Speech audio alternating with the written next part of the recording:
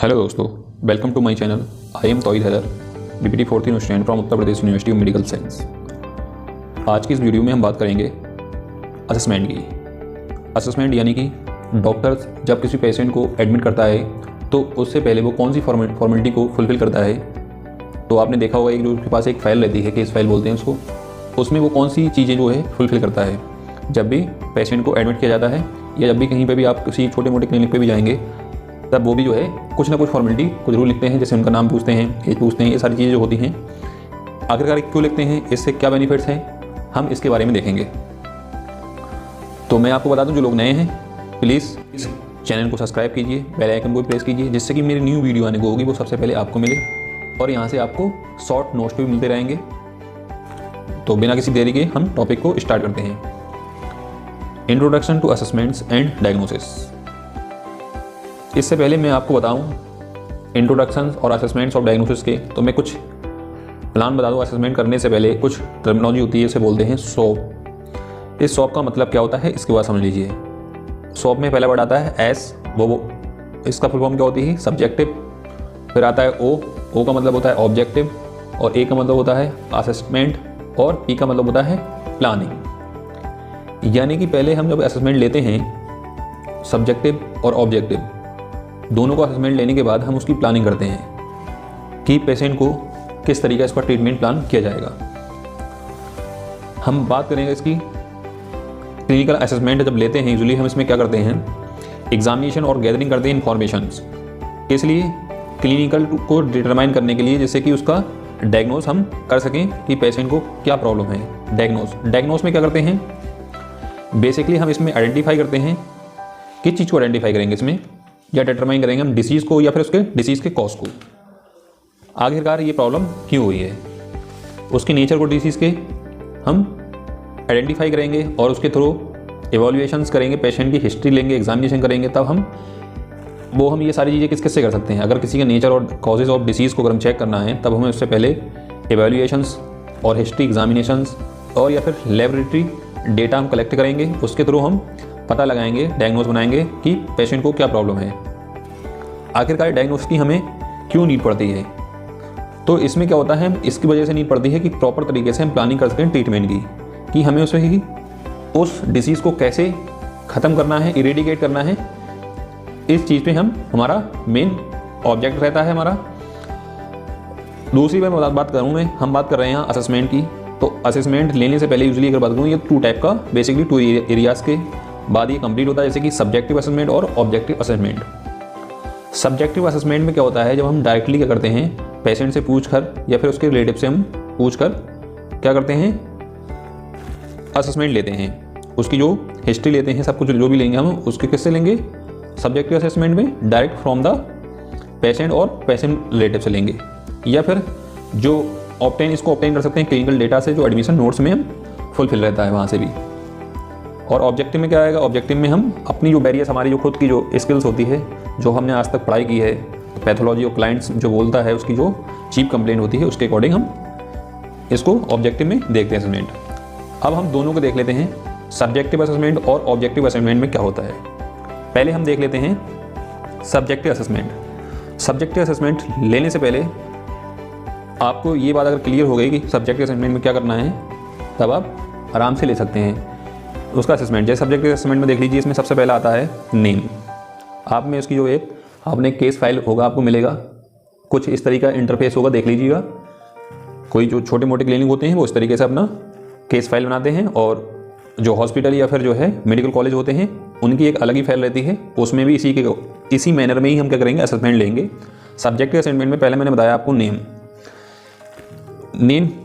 फिर उसके बाद आता है एज, फिर उसके बाद आता है जेंडर के बाद आप लिखेंगे ऑक्यूपेशन के बाद लिखेंगे एड्रेस के बाद लिखेंगे डोमिनेंट साइट, और उसके बाद लिखेंगे आप आईपी नंबर या फिर हॉस्पिटल नंबर, फिर रेफरल, उसके बाद डेट ऑफ एडमिशन के बाद डेट ऑफ एवेल्युएशंस, लास्ट में आप लिखेंगे चीफ कंप्लेंट। अब मैं सब आपको समझा देता हूँ इसमें। आखिरकार नेम जब लिख रहे हैं हम, तो क्यों लिख रहे हैं, इससे हम ईजिली क्या कर सकते हैं, आइडेंटिफाई कर सकते हैं। जैसे हॉस्पिटल में बहुत सारे पेशेंट आते हैं, तब मे भी किसी के क्या हो सकते हैं, सेम प्रॉब्लम है। अब हम कैसे पता लगाएंगे किसी को, उसमें डिफ्रेंशिएट कैसे करेंगे कि किसको कौन सी मेडिसिन कब कब देना है। तो इस हिसाब से हम पता लगा सकते हैं उसके नेम से, नेम डिफरेंस होंगे, तो इसलिए जो है हम उसका, अगर किसी की एज क्या है सेम है, तब इस कंडीशन में हम नेम लिख सकते हैं। इसी मैनर में क्या होता है, एज, अगर किसी की एज सेम है या फिर किसी का नेम सेम है तो एज क्या होगी, डिफरेंस होगी, तब इसीलिए कंडीशन में हम लिख लेते हैं। इसी तरीके एज से हमें ये भी पता लगता है, जब हम कोई प्रोग्नोसिस कंडीशन देखते हैं तो उसमें जैसे कि ऑस्टियोआर्थराइटिस और ऑस्टियोपोरोसिस, ये कॉमनली होता है ओल्डर एज में, यंग एज में नहीं होगा। जबकि बात करें हम सीरोमन्स डिजीज़ जो होती है वो यंग एज में मिलेगी देखने के लिए, तो हमें यहाँ से ये भी कंडीशन क्लियरिफाई हो पाएगी एज को लेके। उसके बाद करते हैं हम जेंडर की, मेल है या फीमेल है, इसको भी हम लिखेंगे।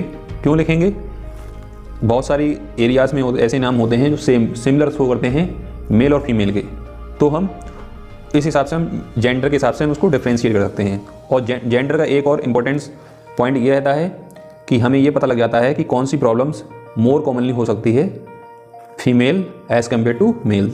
जैसे कि एनीमिया की होती है, फ्रिक्वेंटली होती है, more prevalence in females than in mails.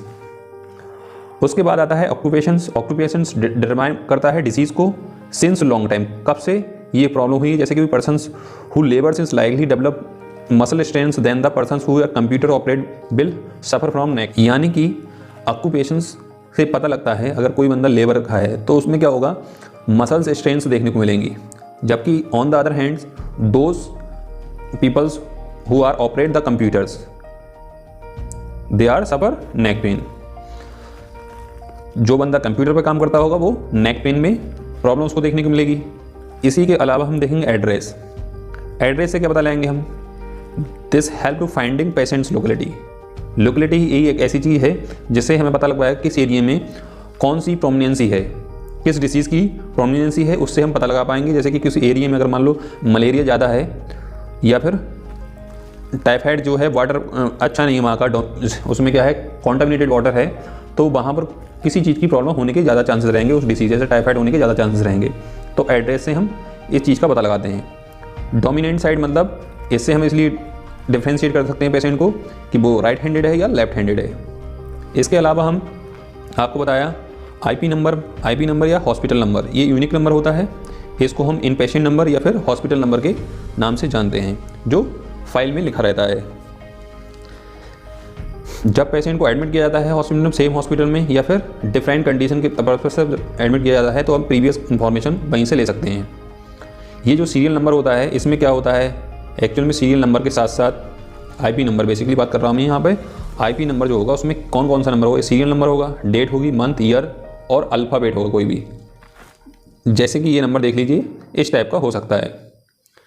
Referral, कहीं से जब रेफ़र किया जाता है पेशेंट को तब आप उसको ऐड करेंगे। जैसे कि रेफरल, जैसे कि जब होता है फर्स्ट एड देते हैं, उसके बाद उसको फर्दर मेडिकल फैसिलिटी की रिक्वायरमेंट होती है और वहाँ उस रीजन में अवेलेबल ना होने की वजह हम पेशेंट को क्या करते हैं, रेफ़र करते हैं। किस लिए, बेटर ट्रीटमेंट के लिए। जैसे कि रोड ट्रैफिक एक्सीडेंट में क्या होता है, हम वहाँ पर फर्स्ट एड देते हैं, ड्रेसिंग्स अवेलेबल होती है तो ड्रेसिंग कर देते हैं, बट फर्दर हम उसकी जो है ट्रीटमेंट के लिए रेफ़र करते हैं हॉस्पिटल पर। इसीलिए डेट ऑफ एडमिशन पेशेंट में ये भी डिफरेंशिएट कर देगा कि हम उसके बाद लिखेंगे डेट ऑफ एडमिशन, कब उसको एडमिट किया गया है।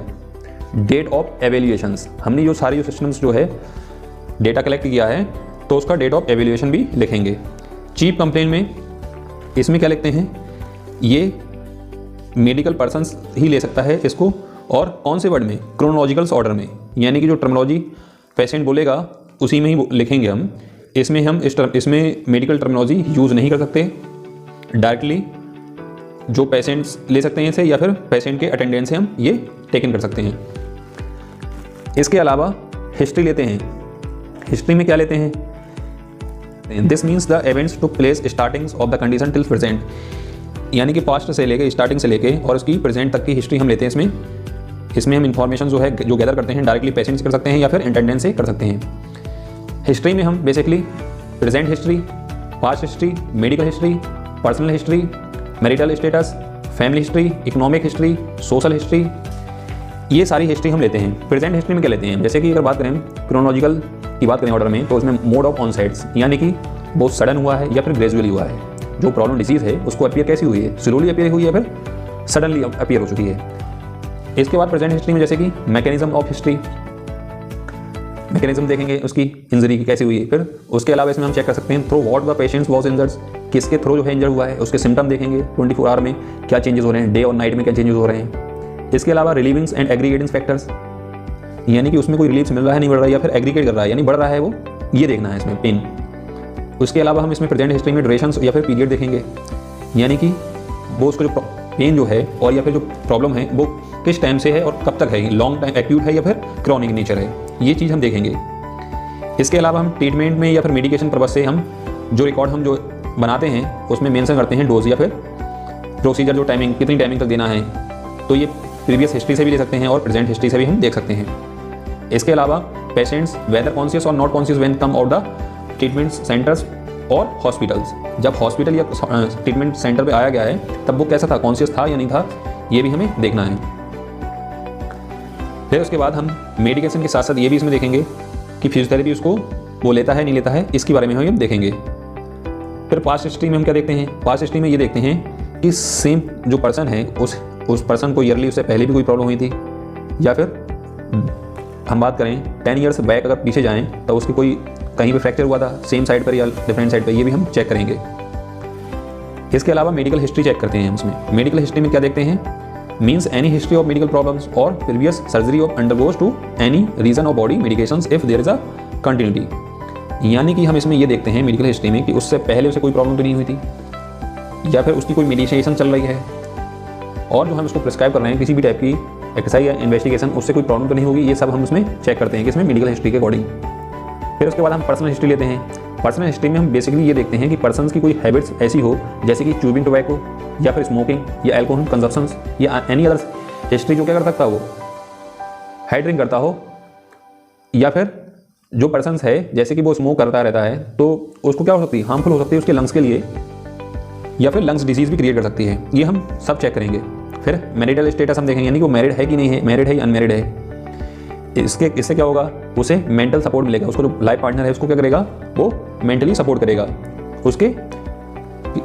उसके मैनेजमेंट में वो हेल्प करेगा। उसके बाद हम फैमिली हिस्ट्री देखेंगे। फैमिली हिस्ट्री का मतलब यहाँ ये देखेंगे उसकी फैमिली कैसी है, न्यूक्लियर है या फिर जॉइंट फैमिली है, या फिर उसके साथ में कोई स्पाउस है जैसे कि लाइफ पार्टनर उसका होगा, या फिर उसकी चिल्ड्रंस भी हैं उसकी फैमिली में, ये सारी चीज़ देखेंगे। अगर उसकी जॉइंट फैमिली होगी तो पेशेंट क्या करेगा, रिसीव करेगा बेटर ट्रीटमेंट्स, और न्यूक्लियर फैमिली में क्या होगा, कम लोग होंगे तो वो अच्छा नहीं कर सकता है। यानी कि अगर हम बात करें न्यूक्लियर फैमिली या जॉइंट फैमिली में, तो जॉइंट फैमिली में मोर मेंबर्स होंगे तो उसका ट्रीटमेंट अच्छे से किया जा सकता है। इसी तरीके इकोनॉमिक हिस्ट्री में बेसिकली अगर पेशेंट इकोनॉमिकली क्या है, स्ट्रॉन्ग है, तो उसका बेटर रिहेबिलिटेशन दिया जा सकता है, और पुअर है तब उसके अकॉर्डिंग ही डॉक्टर क्या करता है, डिज़ाइन करता है ट्रीटमेंट प्लान। यानी कि वो जो चीज़ ऑफर नहीं कर सकता है तो डॉक्टर को चाहिए कि वो उसके ही उस काम को किसी अदर वे में ईजिली ऐसा प्लान में ट्रीटमेंट डिज़ाइन करे जैसे कि वो अफोर्ड कर पाए। इसके अलावा सोशल हिस्ट्री लेंगे हम। सोशल हिस्ट्री में जैसे कि सोशल स्टेटस देखेंगे, वो किसी से मिलता है नहीं मिलता है, सोसाइटी में उसका प्रेजेंटेशन कैसा है, सराउंडिंग में कैसे वो लोगों से बात करता नहीं करता है। इसके अलावा हम देखेंगे एजुकेशनल स्टेटस, यानी कि वो पढ़ा लिखा है नहीं है, वो अपने जजमेंट ले सकता नहीं, पोलाइटली बात कर सकता नहीं कर सकता है, ये सारी चीज़ों में हम देखेंगे। तो these are the subjective assessment. Subjective assessment के बाद हम कुछ उसका ऑब्जेक्टिव असेसमेंट लेते हैं। तो ऑब्जेक्टिव असेसमेंट में क्या लेंगे, तो ऑब्जेक्टिव असेसमेंट में बेसिकली हम कुछ चीज़ों को ऑब्जर्व करते हैं। जब हमारे पास पेशेंट आता है तो हम कुछ चीज़ों को ऑब्जर्व करते हैं, जैसे पोस्चर देखेंगे हम उसका। पोस्चर किसी चीज़ से देखेंगे, कैसे देखेंगे, उसका लेवल ऑफ द ईयर देखेंगे, वो कैसा है, इक्वल है या अनइक्वल है। लेवल ऑफ द शोल्डर किसके इक्वल है अनइक्वल है। लेवल ऑफ AS यानी कि वो इक्वल है या अनइक्वल है। इसके अलावा हम गेट चेक करेंगे, उसका गेट पैटर्न कैसा है, नॉर्मल है या एबनॉर्मल है। एक्सटर्नल एप्लीकेंस या फिर कोई एक्सटर्नल जैसे कि स्प्लिंट्स, ब्रेस या बैंडेज अप्लाई किया गया है, इसको भी हम चेक करेंगे। इसके अलावा हम पाल्पेशन के थ्रू हम क्या कर सकते हैं, मसल टोन चेक करेंगे, स्किन टेम्परेचर चेक करेंगे, और या फिर एबनॉर्मल प्रोमिनेंसेस चेक करेंगे। ये सारी चीज़ें चेक करने के बाद हम उसको पाल्पेशन में हम टेंडरनेस चेक करेंगे। टेंडरनेस हम देखेंगे, उसको ग्रेडिंग में चेक करेंगे। Patients complaints of pain and बाइनिंस, पेशेंट्स बाइंस एंड विड्रॉज, या patients will not to allow palpations of joints. इसके अकॉर्डिंग हम ग्रेडिंग चेक करेंगे। या फिर हम एडिमा चेक करेंगे, लोकलाइज है जनरलाइज है, ये देखेंगे हम। या फिर पिटिंग है नॉन पिटिंग है, एंडुलेटेड है या नॉन एंडुलेटेड है, इस चीज़ को हम चेक करेंगे। और ऑब्जेक्टिव असेसमेंट में हम इसके अलावा हम ऑन एग्जामिनेशन में क्या करेंगे, वाइटल साइंस के चेक करेंगे। वाइटल साइंस में मतलब ब्लड प्रेशर 120/80 mmHg हम है नहीं है, नॉर्मल है कि नहीं ये चेक करेंगे। टेम्परेचर, हमारी बॉडी का नॉर्मल टेम्परेचर होता है 98.6 फॉरेनहाइट। रेस्पिरेटरी रेट जो 16 to 18 साइकिल्स पर मिनट होता है ये चेक करेंगे। उसका heart rate 70 to 80 beats per minute ये चेक करेंगे हम। तो these are the whole about assessment. इसी मैनर में ही हम कोई केस अगर हमें मिलता है तो उसके थ्रू हम उसका असेसमेंट लेंगे।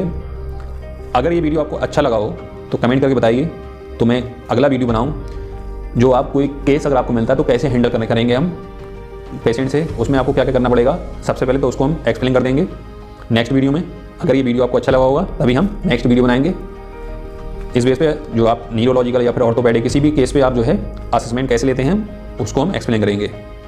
सो अगर वीडियो अच्छा लगा हो तो लाइक कीजिए, चैनल को सब्सक्राइब कीजिए और बेल आइकन को भी प्रेस कर दीजिएगा, जिससे कि न्यू वीडियो आने को सबसे पहले आपको मिले। Thank for watching.